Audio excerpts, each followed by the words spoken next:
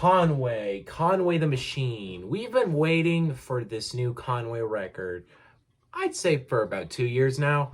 This was kind of teased, I think, I don't know when it was first announced, but I remember it being teased back in 2020 when From King to a God came out. Everybody was talking about how Conway was teasing, this new record coming out. And From King to a God was my introduction to Conway, and I really fucking love that record. I think it's one of the best albums under the Griselda. And I'm a huge Griselda fan. You guys know this. I typically review anything that the label puts out. To some capacity, I try to. I haven't gotten literally everything, but I'm always a fan of everything the artists do. I think they're all super enjoyable, really great artists, and they're all really dedicated to their own styles. But when Conway's teasing this record, I went into this record really excited because I really wanted to see like the biggest Conway record yet. Get tons of legendary rappers on this, get the Waynes, get the M's, get the Jay-Z, get like all these legendary rappers on it, get other members of I kind of wanted what Hitler Wears Hermes 8, at least the side B, was for West Side Gun. I kind of wanted Conway to get something like that, like an hour-long 20-song record that just has tons of legendary stuff in it. And I loved side B of Hitler Wears Hermes 8. That was one of my favorite records of last year. Definitely my favorite Griselda record of last year. And as a whole, I think Conway's been pretty good lately. I wouldn't say La Maquina is one of the best albums he's ever put out. It is a good album to me, but it's not incredible in my opinion. I think it's a little more mainstream than his other albums, and for me, it kind of throws me off a little bit. But God, don't make mistakes. We had a couple singles from this. I skipped all of them because I just wanted to hear what the whole 12-song album was entailing, which I was a little shocked when I saw the feature list of this album. Wasn't that incredible? Like, you got Wayne, you got Rick Ross, you obviously you have the other Griselda members. You had Jill Scott, but you don't have I'm so shocked Jay-Z's not on this because they literally teased Jay-Z. They said they posted a picture of Jay-Z with the caption 225, but whatever. And we've even been talking about Jay-Z Griselda for a while, and I was hoping to hear him on this. He didn't end up showing up on it, which is, fine for me, but I went to this record excited, hopeful, wanting to hear the best Conway has done. I feel like Conway's one of my... I would put him second to Benny the Butcher as my favorite on that label, but I feel like Conway could really pass Benny the Butcher if he really drops a great album. So I was really hoping God Don't Make Mistakes would be that album for me, and that I would really love this album to that extent. Didn't listen to any singles, went in fully blind, went in fully ready to hear greatness. And now I've heard it, so let's review it. And by the way, I'm sorry this review is a few days late. I've been busy. I was gone the whole weekends, and then I had something to do last night. But I'm here tonight, and we're reviewing it now. So track number 1 is Lock Load, which the moment I heard this track, the moment I knew I was in for a really hard album. And someone's car went off, but it stopped going off. Anyway, Lock Load is a really good intro. It has a really fucking hard beat. It has a really creepy, dark instrumental, which Griselda's always been really good at. But I feel like this album, in terms of that dark, creepy kind of energy of the beats, there's more energy, there's more vibrance to them, which I really appreciate that. I think on the production side, this album is definitely one of the strongest Griselda has. Love Beanie Siegel on this track too. I think he's a highly underrated artist. I feel like he kind of had to go up in Jay-Z's shadow, but he's done a lot of great shit by himself. He was on that... Where Have You Been track with Jay-Z, where in my opinion, I think he had a better verse than Jay-Z. That is a hard-hitting song. I love Beanie Siegel. I think he's a really underrated artist, and I think he's a great addition to this track. He adds it perfectly. It's just a really good way to intro the album. And if we're talking Griselda, if you're going to start your album off, if it's a Griselda album, it's got to start off hard. And Griselda's really good at starting their albums off on strong notes. I mean, one of the first tracks off of Hitler Wears Hermes 8 was, which I know it's not pronounced Hermes, I just pronounce it that way, it's Hermes. But one of the first tracks off that album was Hell on Earth Part 2, which is possibly like the best song on the whole label, in my opinion. You also have other intros, like the one I was thinking of was the intro off of Burden of Proof. The intro Burden of Proof is insane. Fucking insane intro. The intro to Pyrex Picasso was insane too. Griselda's great at intros, and this is not an exception to that. Next we got Tear Gas, which I think is probably my favorite song on this album. This song is insane. It is so good. It's like you see a song with Conway the Machine, Lil Wayne, and Rick Ross, and you have this vision in your head of how good it could be, and it's exactly that. It's like exactly what it should be. You have this incredibly rich, really well-produced beat. Conway flows so nicely over with great bars. You get Wayne, whom has been a feature god lately, and he just proves it once again with a really, really good verse. That, in my opinion, is probably my favorite verse on the entire album. Rick Ross also, whom I've never been the biggest Rick Ross fan. I like him enough. I mean, I always appreciate to see him on an album. He is great. He kills it too. Results in this track that is just consistent, enjoyable. Everyone pulls their own. It is hard. It is a really, really good track, and it's probably my favorite off this album. Love this track. The other thing I would say is I've never been a fan of Conway singing, and he does a little bit on the hook, but I can get past it to just get how hard this track is. Next we got Piano Love, which I really like this track. I don't think it's one of the best, but Alchemist on this kind of dark, creepy piano, that's what Alchemist is kind of good at, that kind of instrumental, and it's nice to see his addition instrumentally on this record. I really like the creepy ominousness of the beats. Conway's flow and writing is super good on this track as well. It's a great track. I think it was a good single, which I like when artists release singles like Piano Love, because typically when an artist drops a single, it's been an issue of mine that they drop one of the best tracks on the album as the pre-single. But I'm happy he put out, like, not one of the best, but still a great track. If I had heard it as a single, it would have been effective for me.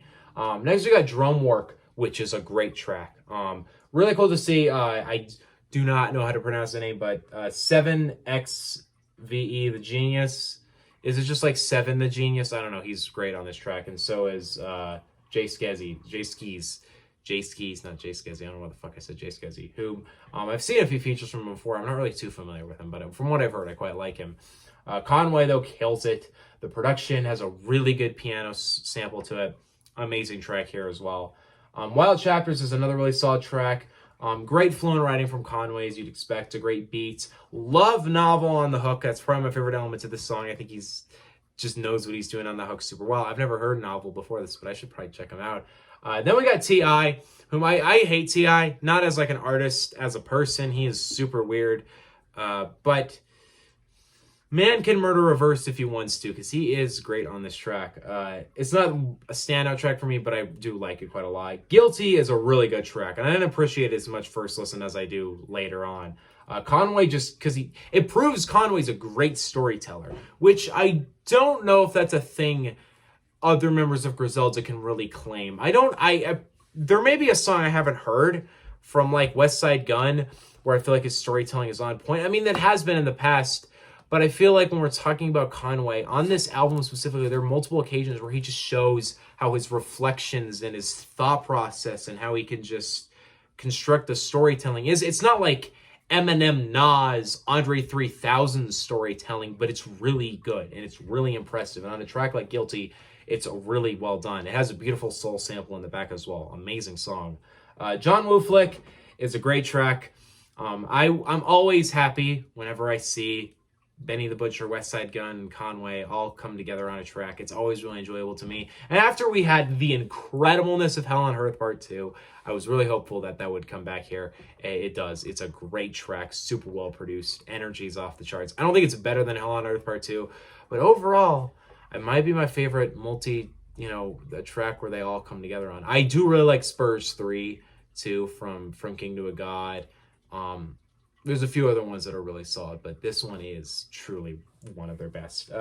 Stress is a great track. Part of me is not crazy about the hook on this track, and it's hard for me to kind of swivel past it because to me it's a little complaining, and I don't like that, and I don't like saying that because it comes off wrong. It comes off me looking at how Conway's like dealing with stress in this song, me saying it seems like he's complaining.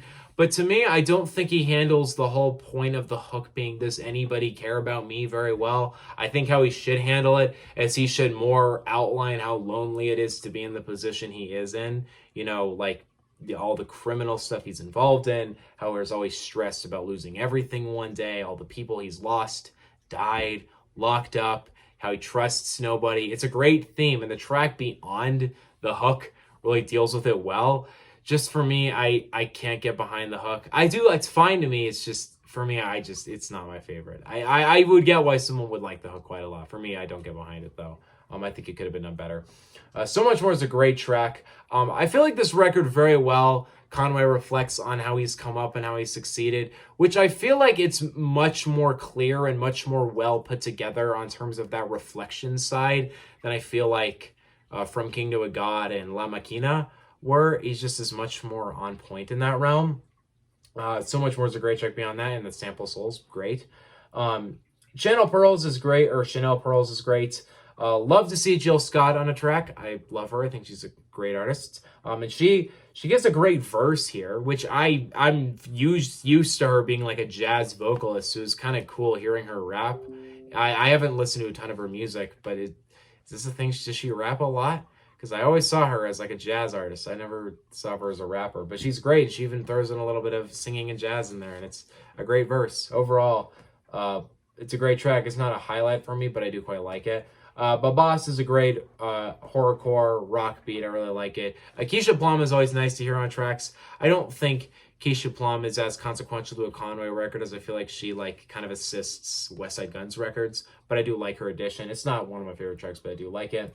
We end with God Don't Make Mistakes, which is kind of the perfect outro to this record, where he kind of wraps it up by really diving into the theme of how him being shot has affected his career, and how he's kind of like, I don't like that I got shot, but would I be anywhere I am now without that? It's an interesting theme. It's very well put together, and overall it's handled super nicely. Like how, the fact that shooting kind of changed him forever, and he doesn't really know if, that inspires him to rap, if that makes him a way more interesting character. Without it, would he be the same? I think the ending of this track really hits deep, where you can hear the heart rate monitor and you can hear Conway's mom crying as it flatlines. Really, really sad way to end the record. But we all know that didn't happen. We all know that's kind of this alternate reality where he didn't survive the shooting, because obviously if you hear the other tracks, I know Tim's talking about this, it was possible he wouldn't survive. But then we end that album off on that note, a great writing and a great note for the record. And for me, I really love this. This album is really, really good to me. It's really not disappointing at all. Despite the fact that it's not what I expected it to be. It wasn't massive to me. It was small. And that's what made it so solid to me. It felt like Conway just really exploring where he's good as an artist by himself. He really gets to stand out on this record. It's really his moments. I feel like Conway fully on this album is able to discuss certain issues he's gone through. He's able to really overlay and talk about how his whole career has gone up to this point. The writing from him and his flows are just on point, and the production is insanely well put together. I honestly think this is probably one of the best things Griselda's ever made. And I think if I'm talking overall, it's probably my favorite Conway project. I don't think I'm going to revisit, I did revisit From King to a God a lot, but I feel like I'm going to revisit this one more than that one. I think it's fantastic. I haven't heard Reject 2. That might be his best, but so far of what I've heard from him, I think this is my favorite record from him. I don't know. It's probably on the level of Hit Wars Hermes 8 for me. I really mean it. This is a really good album. And despite the fact that it's not as big as I thought it would be and didn't have as many incredible features as I thought it would be, and we're talking solely on what Conway's able to do with this 12-track list and all these features, he handles it really expertly. And as a whole, it's definitely one of my favorite albums of this year so far, and Conway killed it again. I really do appreciate this album. And honestly, I liked it a lot more on my second listen than in my first one, because the second listen I was able to kind of home in on his flows and his writing and how he artistically performs on the record, beyond the production, beyond the features, beyond the catchiness, able to analyze where Conway goes direction-wise with his writing and his verses. He proves that he's just really talented face, and I think he's really nearing on Benny the Butcher as my favorite on Griselda. Now, Benny next Friday has Tana Talk 4, so he'll probably shoot up more for me then, but right now, Conway's close to him. All three of the members, though, three main guys are all really close to him for me. Honestly, I love this album. I think it's really solid, and I think Conway just obviously proves that he is insanely talented. I'm not going to call this a masterpiece, because I don't really think Griselda's done that for me yet. But I'm dropping this album at a very solid A-. A really solid A-. Definitely my favorite album of the year that's not titled on FM. I love it. I think it's amazing, and I really do think it's going to get better over time for me. It'll have a lot of my favorite tracks of the year on it. Phenomenal job from Conway here. But what do you guys think on God Don't Make Mistakes? Let me know in the comment section below. I'm going to review Euphoria Season 2 next.